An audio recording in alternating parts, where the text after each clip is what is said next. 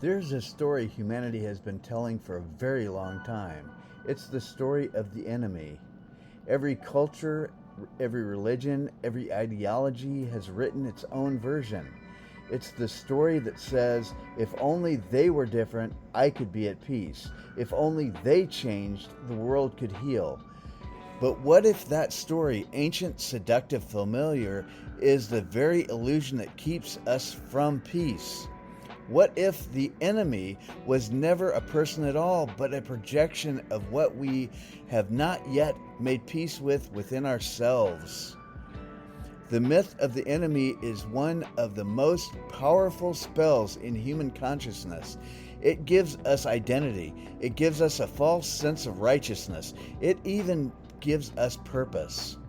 But beneath that surface lies the deeper vibration of fear, the fear that without the enemy, we might have to face our own reflection.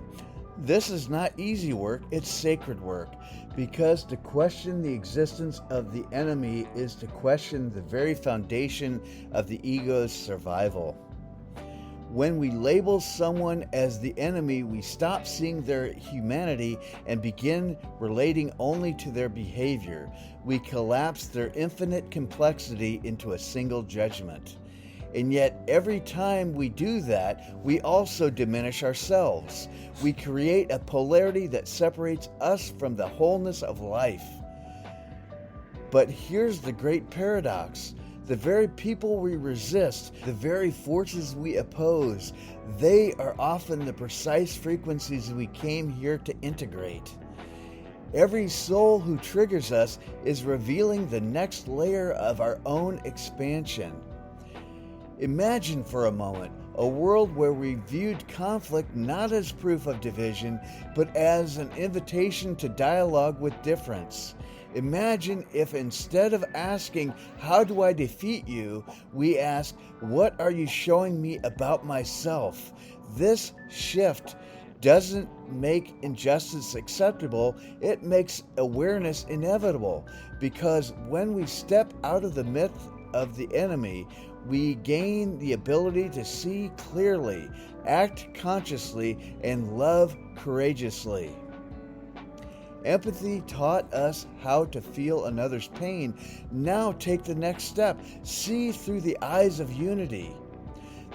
The enemy is often the unintegrated fragment in our own soul reflected through another. They carry the vibration we have not yet learned to hold with love. This doesn't mean you must welcome harm or condone untruth. It means you can stand for truth without hatred. You can hold boundaries without blame. You can embody strength without separation. Because love doesn't need an enemy to define itself. So who is your enemy? Whose presence, whose ideology, whose difference evokes contradiction in you?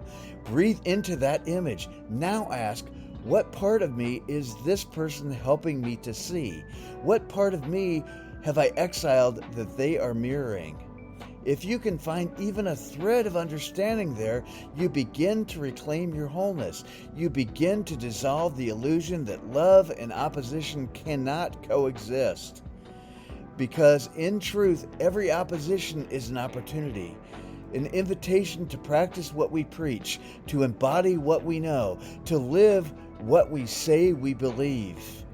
And when we stop fighting ghosts of the enemy, we awaken to the real battle, not against each other, but for the remembrance of our shared humanity.